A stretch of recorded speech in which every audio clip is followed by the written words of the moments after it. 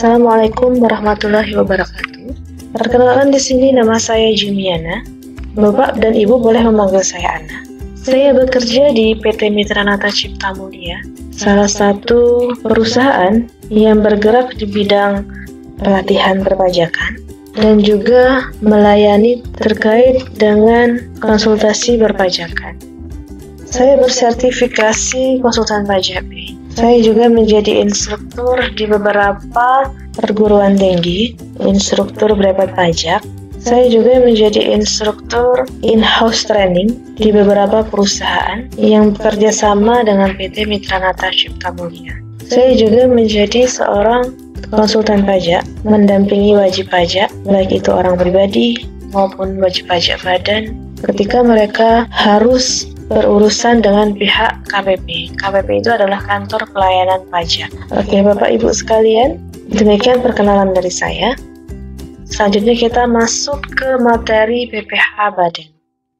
Salah satu dampak dari adanya Undang-Undang Cipta Kerja adalah merubah beberapa pasal yang ada di PPh Badan. Latar belakang terkait dengan klaster kemudahan berusaha untuk bidang perpajakan ini salah satunya adalah untuk memperkuat perekonomian Indonesia. Yang kedua, mendorong investasi di tengah kondisi perlambatan ekonomi dunia agar dapat menyerap tenaga kerja seluas-luasnya. Kemudian yang ketiga, diperlukan perubahan berbagai ketentuan perundang-undangan, termasuk nantinya ada 3 undang-undang perpajakan, yaitu ada Undang-Undang KUP, Undang-Undang PPh, dan Undang-Undang PPN. Kemudian yang keempat, untuk menjaga dan meningkatkan penerimaan pajak melalui peningkatan investasi, kepatuhan sukarela, kepastian hukum, dan keadilan iklim berusaha. Nanti saya akan menjelaskan terkait dengan perubahan beberapa pasal yang ada di Undang-Undang PPh nomor 36 tahun 2008. Dan pasal yang akan berubah ini tercantum di Undang-Undang Cipta Kerja. Kalau ini terkait dengan pokok-pokok perubahan dalam Undang-Undang PPh, Bapak Ibu. Ini yang pertama adalah penghapusan PPh atas dividen dari dalam negeri. Kemudian lagi nanti ada dividen dan penghasilan setelah pajak dari luar negeri yang tidak dikenakan PPh. Tapi ada syaratnya. Syaratnya apa? Diinvestasikan lagi atau digunakan untuk kegiatan usaha lainnya yang ada di Indonesia. Kemudian ketiga, penghasilan aktif dari luar negeri selain BUT sepanjang diinvestasikan di Indonesia ini nanti bukan objek pajak. Kemudian non-objek PPh ada bagian laba atau SHU koperasi, sisa hasil usaha koperasi. Sebelumnya SHU koperasi ini dikenai PPh final pasal 4 ayat 2, tarifnya 10% karena disamakan dengan dividen yang diterima oleh orang pribadi. Kemudian B, dana haji. Dana haji yang dikelola oleh Badan Pengelola Keuangan Haji. Ketika diinvestasikan dana haji ini ke saham yang ada di Bursa Efek Indonesia, ke deposito, dan yang ke investasi lainnya yang ditentukan nanti dengan peraturan pemerintah, ini nanti bukan objek pajak. Kemudian nanti ada penyesuaian tarif PPh pasal 26 atas bunga. Nanti tarifnya bisa berubah ya. Kalau dulu tarif umumnya adalah 20%, tapi nanti ini tarifnya bisa berubah. Kemudian penyertaan modal dalam bentuk aset atau imbreng tidak terutang PPN. Pajak penghasilan ini dikenakan terhadap subjek pajak atas penghasilan yang diterima atau diperoleh dalam tahun pajak.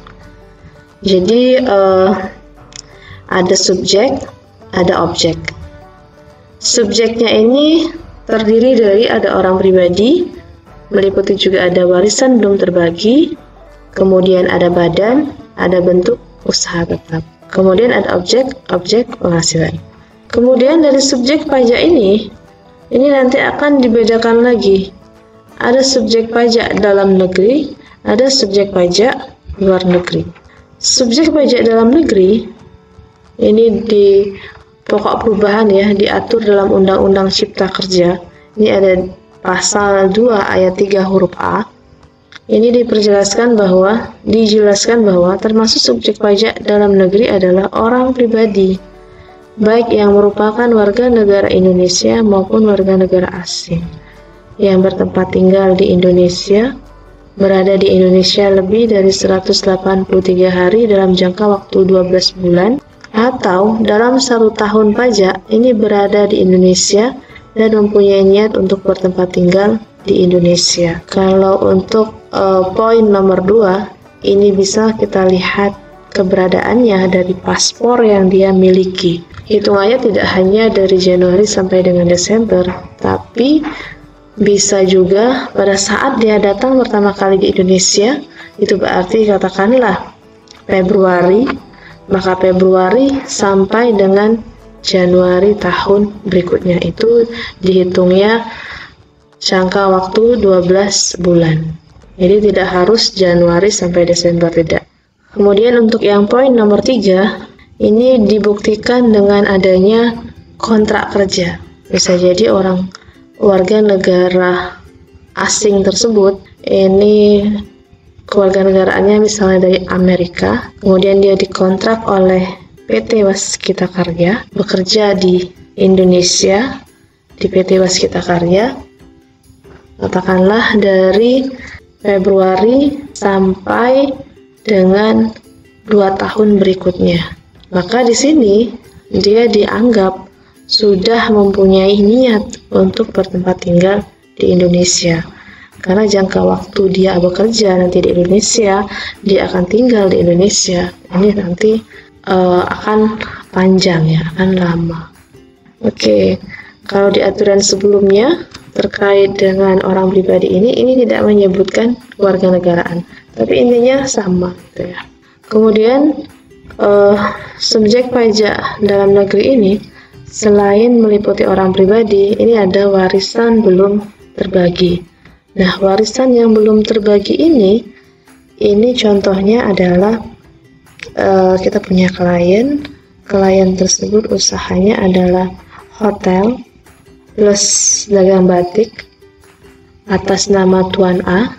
Tuan A meninggal digantikan oleh istrinya. Jadi yang terlapor di SP tahunan ini adalah Nyonya Tuan A. NPWP-nya adalah masih NPWP-nya dari Tuan A tersebut. Kemudian sang istri meninggal.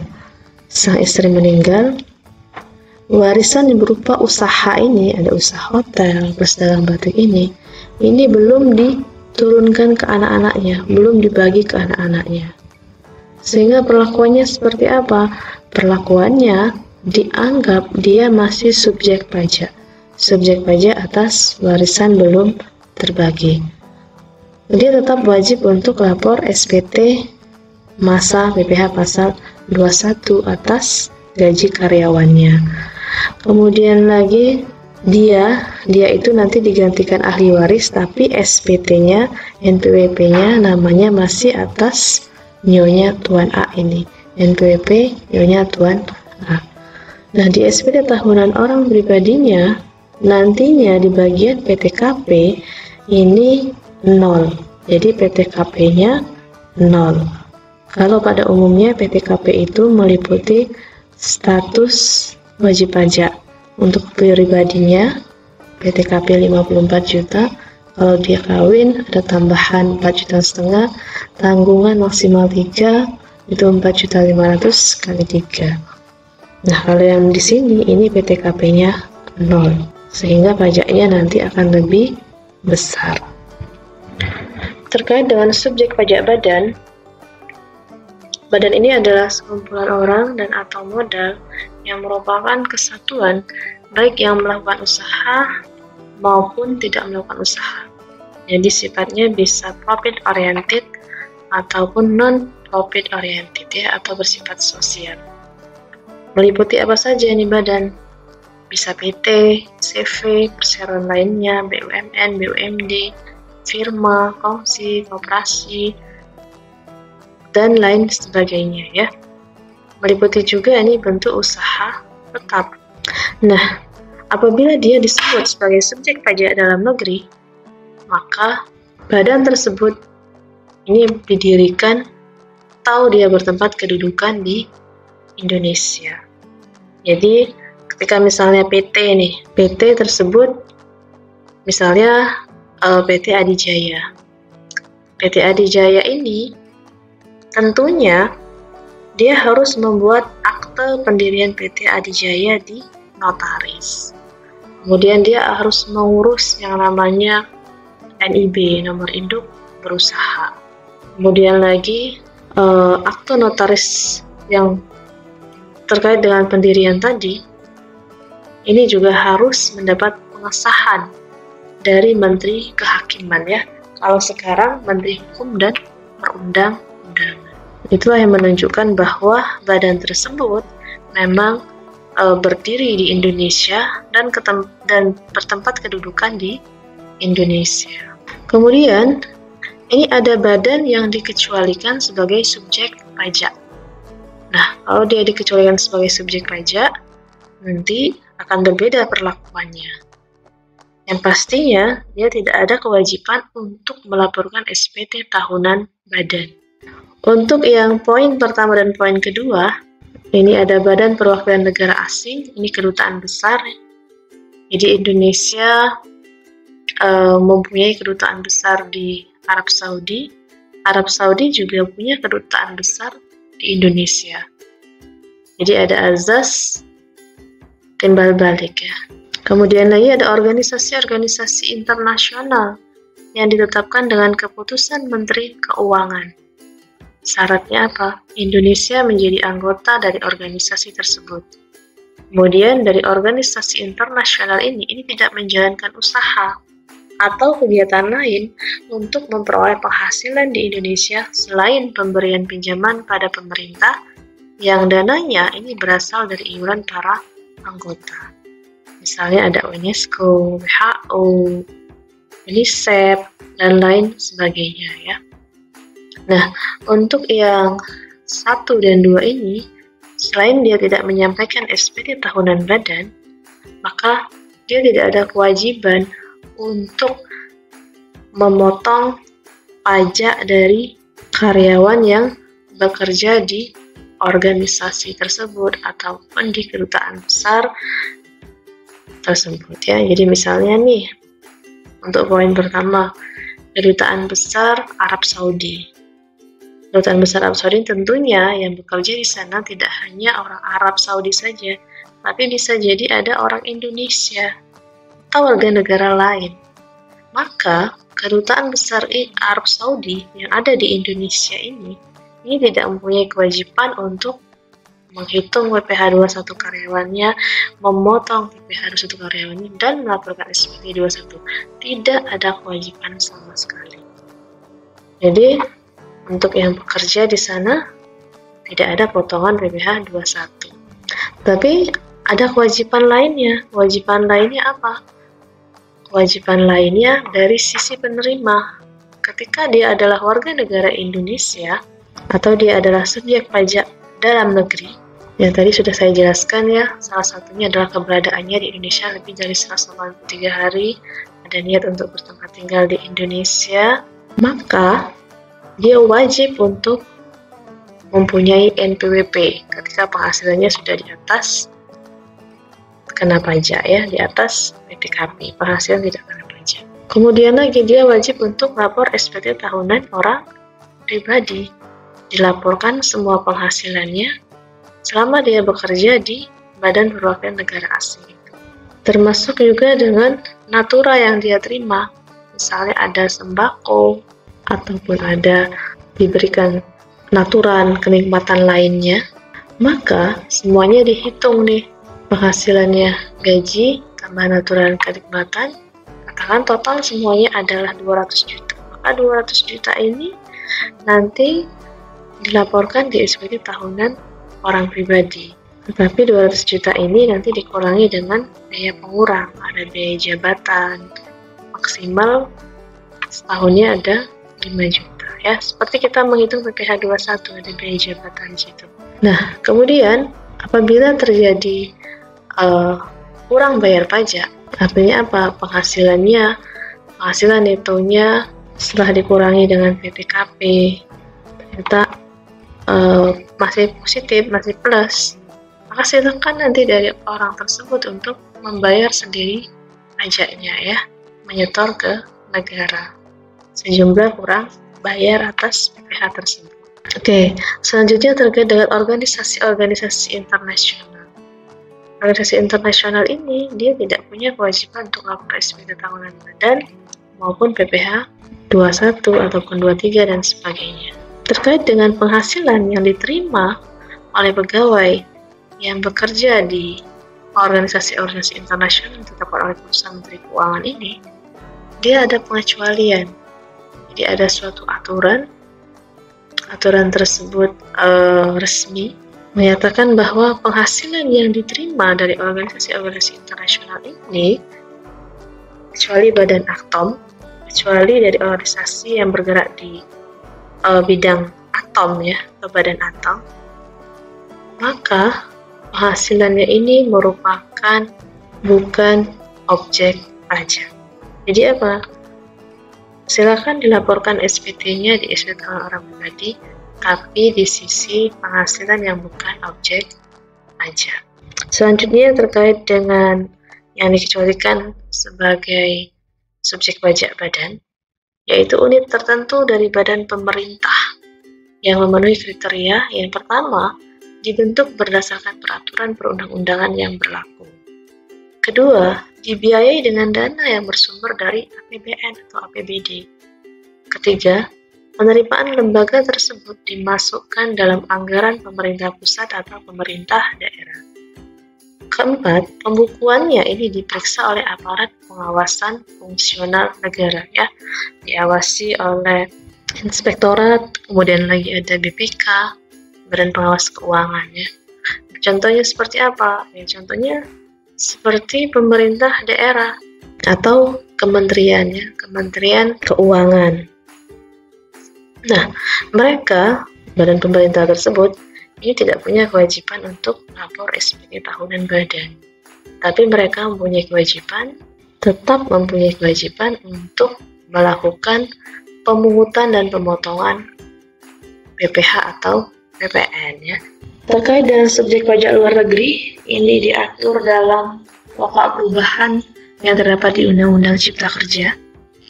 Termasuk subjek pajak luar negeri yaitu A. Orang pribadi yang tidak bertempat tinggal di Indonesia. B. Warga negara asing yang berada di Indonesia tidak lebih dari 183 hari dalam jangka waktu 12 bulan. Berarti lihat dari paspornya. Paspor pada saat dia datang ke Indonesia.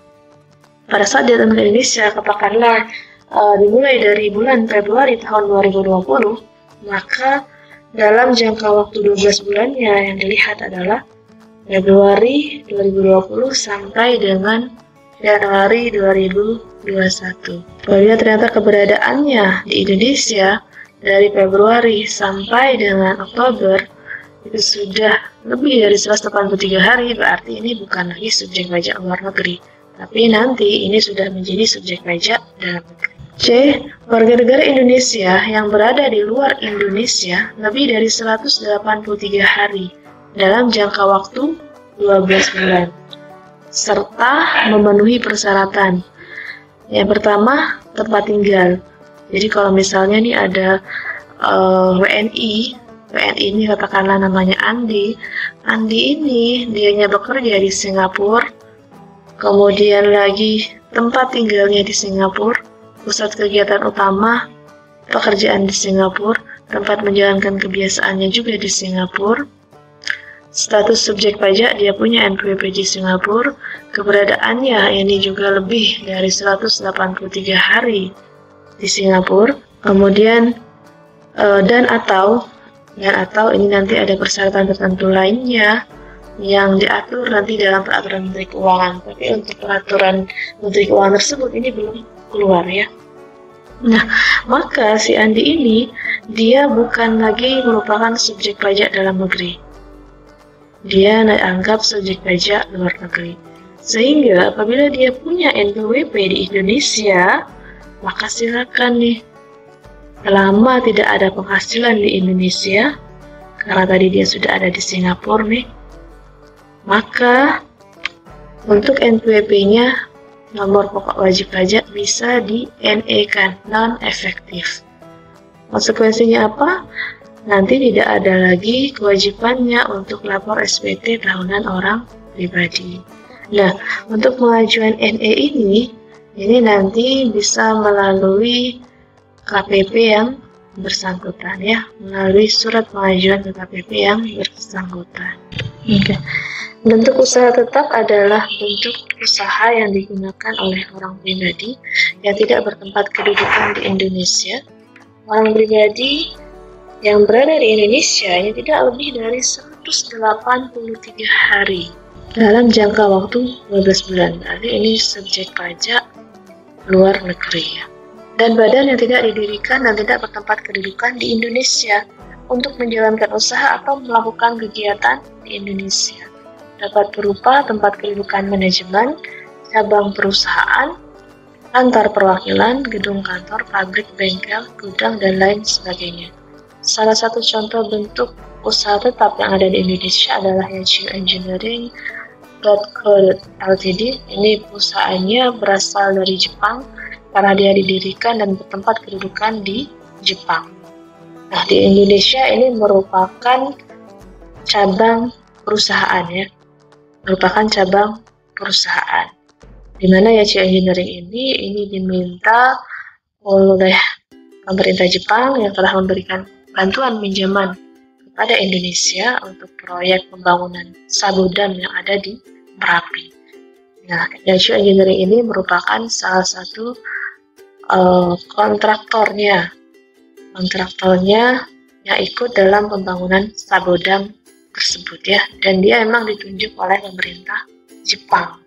Selanjutnya di Undang-Undang PPH nomor 36 tahun 2008 ini mengatur terkait dengan penghasilan. Penghasilan itu diatur dalam pasal 4. Ada yang dikenakan PPH yang bersifat umum di pasal 4 ayat 1. Kemudian lagi ada yang dikenakan PPH pasal final, PPH pasal 4 ayat 2, ada juga yang bukan objek pajak. Bukan objek pajak, itu pasal 4 ayat 3. PPH pasal 4 ayat 2 ini sifatnya final, sehingga nanti akan ada konsekuensi khusus dari penghasilan yang sudah dipotong PPH final ini. Apa konsekuensinya? Salah satunya adalah kewajiban pajak selesai sampai di sini. Sampai di sini itu maksudnya seperti apa? Tidak perlu dihitung lagi. Penghasilannya tidak perlu dihitung lagi pada akhir tahun dalam SPT tahunan, dan kredit pajaknya pun itu tidak boleh menjadi pengurang pajak di akhir tahun. Sedangkan PPH yang tidak dikenai pajak final atau yang dikenai pasal umum, ini maka penghasilannya akan dihitung kembali pada akhir tahun dalam SPT tahunan badan. Kemudian PPH yang sudah dipotong oleh pihak lain akan menjadi kredit pajak. Sehingga nantinya PPH akhir tahun itu dihitung dari penghasilan yang sudah diterima dikumulatif dalam 1 tahun, kemudian dihitung berapa pajaknya, dikurang dengan kredit pajak atau pajak yang sudah dipotong oleh pihak lain. Oke, kita masuk ke objek PPH. Tadi saya sebutkan ada di pasal 4 ayat 1 Undang-Undang PPH. Apa saja? Penghasilan dari pekerjaan dalam hubungan kerja dan pekerjaan bebas. Seperti gaji, ada honorarium, penghasilan dari praktek, kemudian ada penghasilan dari usaha dan kegiatan, penghasilan dari modal, yang berupa harta gerak ataupun harta tidak bergerak, ada bunga, dividen, royalti, sewa, keuntungan penjualan harta atau hak yang tidak dipergunakan untuk usaha, dan lain sebagainya. Kemudian ada penghasilan lain-lain seperti pembebasan utang, hadiah, dan lain sebagainya. Kemudian jenis penghasilan ini dijabarkan lagi menjadi A. Penggantian atau imbalan berkenaan dengan pekerjaan atau jasa yang diterima atau diperoleh, termasuk gaji, upah, tunjangan, honorarium, komisi, bonus, gratifikasi, uang pensiun, atau imbalan dalam bentuk lainnya, kecuali ditentukan lain. Kemudian B, ada hadiah dari undian atau pekerjaan atau kegiatan dan penghargaan. Kalau hadiah dari undian nanti akan dikenai PPh Final pasal 4 ayat 2. Kalau hadiah yang sehubungan dengan pekerjaan atau kegiatan apabila diterima oleh orang pribadi maka akan dipotong PPh pasal 21. Kalau dianya berasal dari penghargaan bisa nanti dipotong pasal 21, tapi kalau misalnya yang menerima penghargaan ini adalah badan, bentuknya PT, CP, yayasan, atau lembaga lainnya, maka nanti dipotong PPh pasal 23. Kemudian yang C adalah laba usaha. D. Keuntungan karena penjualan atau karena pengalian harta. E. Penerimaan kembali pembayaran pajak yang telah dibebankan sebagai biaya. Nah, kalau ini terkait dengan PBB. Apabila kita telah membayar PBB pajak bumi dan bangunan di tahun 2019, katakanlah jumlahnya adalah 1 juta, kemudian kita mengajukan untuk pengurangan dan ke Dispenda, kemudian pengurangan tersebut dikabulkan sehingga pembayaran pajak bumi dan bangunan itu hanya 500.000. Nah, yang 500.000-nya tadi kan 1 juta, kemudian dikurangi dengan 500.000 karena hanya 500.000 yang menjadi beban, dan 500.000-nya ini dikembalikan kepada kita. Nah, 500.000 yang dikembalikan kepada kita ini merupakan objek penghasilan karena terkait dengan penerimaan kembali pembayaran pajak yang telah dibebankan sebagai biaya. Kemudian yang F adalah bunga termasuk premium, diskonto, dan imbalan karena jaminan pengembalian utang. Jadi semua bunga, kalau misalnya ini terkait dengan jaminan pengembalian utang, maka ini adalah penghasilan juga, dan ini dipotong pajak bisa pasal 23 atau bisa juga nanti pasal 4 ayat 2. Kalau pasal 4 ayat 2 apabila bunganya ini terkait dengan bunga obligasi yang diperdagangkan di bursa efek. Kemudian dividen. Dividen dengan nama dan dalam bentuk apapun, termasuk dividen dari perusahaan asuransi kepada pemegang polis dan pembagian sisa hasil usaha koperasi.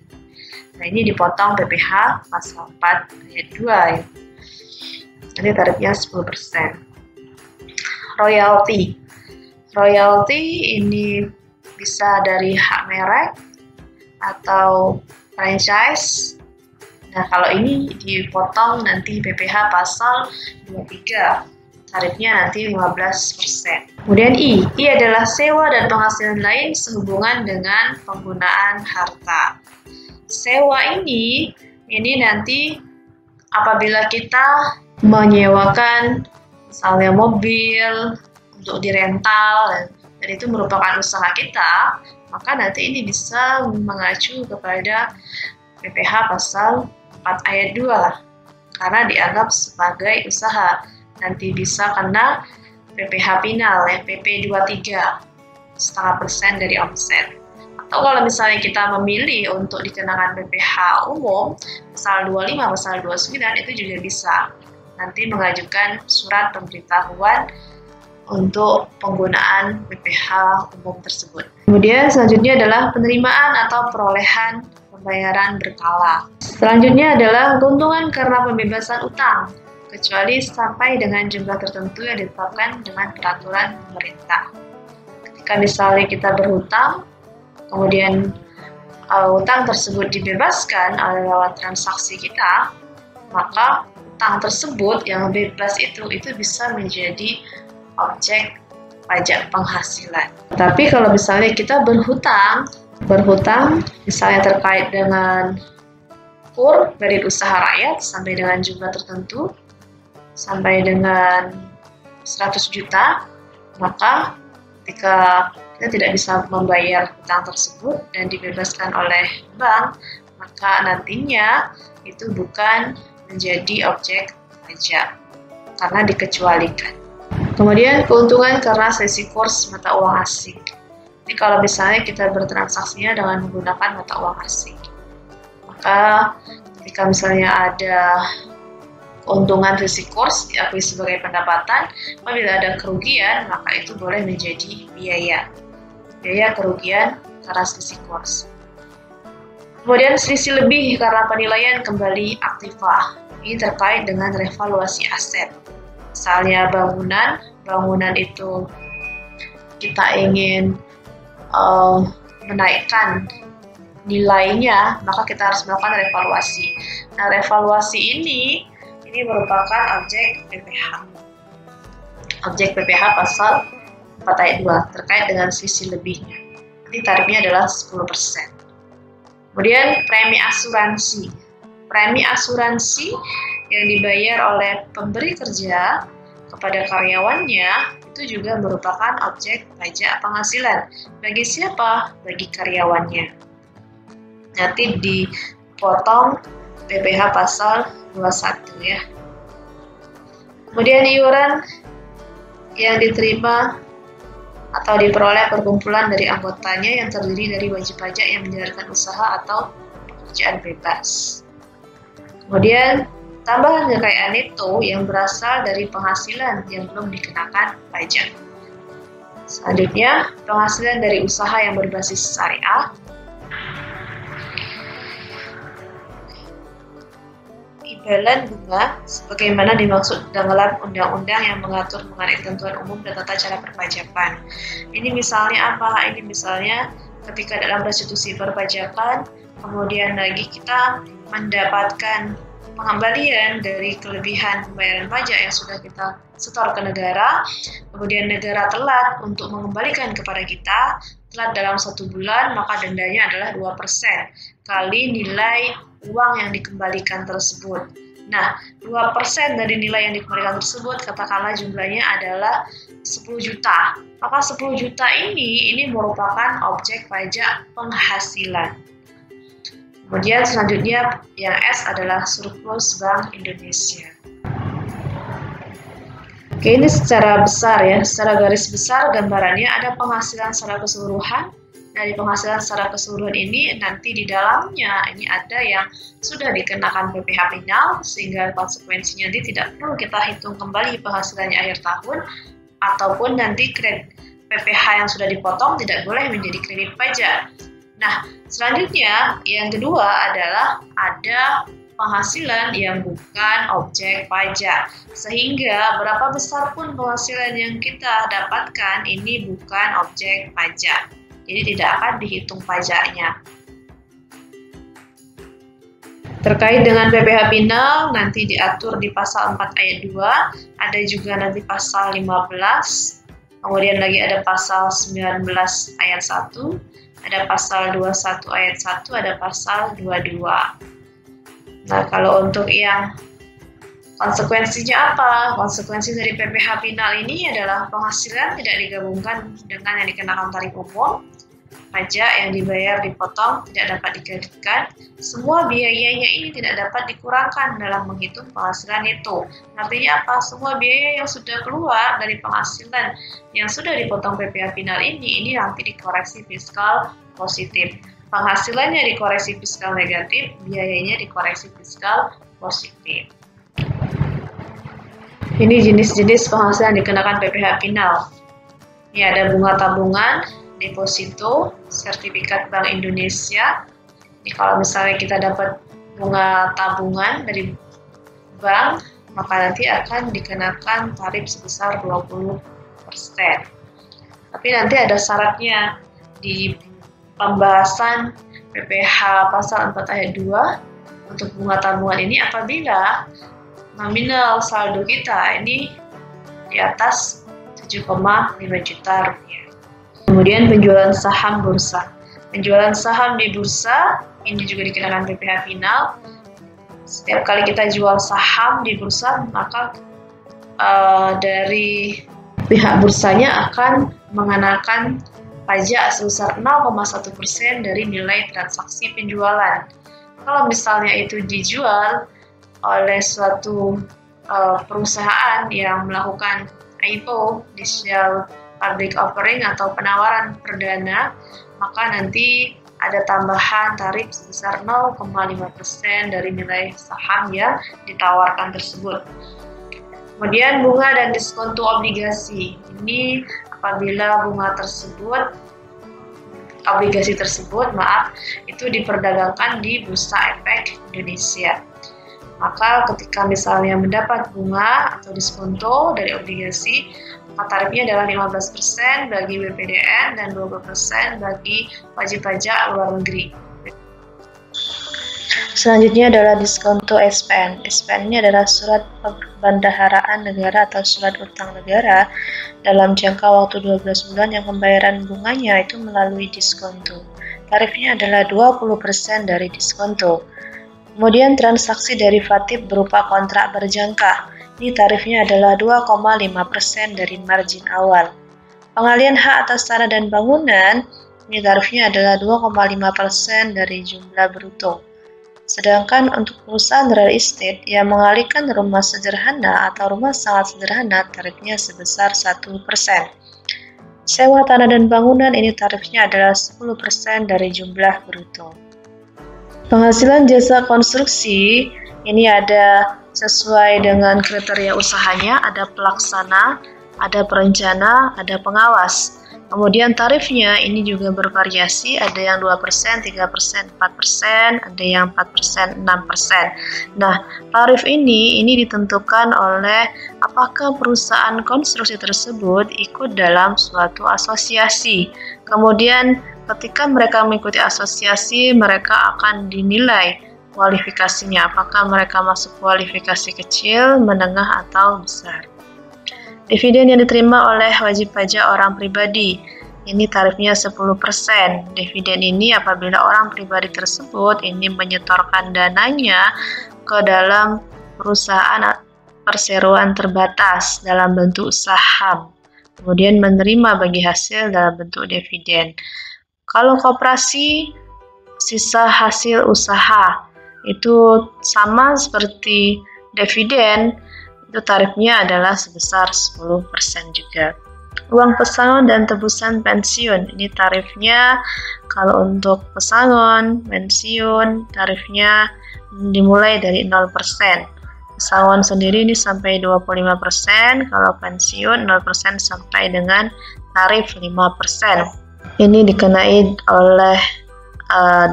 PPh pasal 21 final. Bunga simpanan anggota koperasi, apabila bunganya ini lebih kecil atau sama dengan 240.000, maka tarifnya adalah 0%. Sedangkan apabila bunganya yang dibayarkan ini lebih dari 240.000, maka tarifnya adalah sebesar 10%.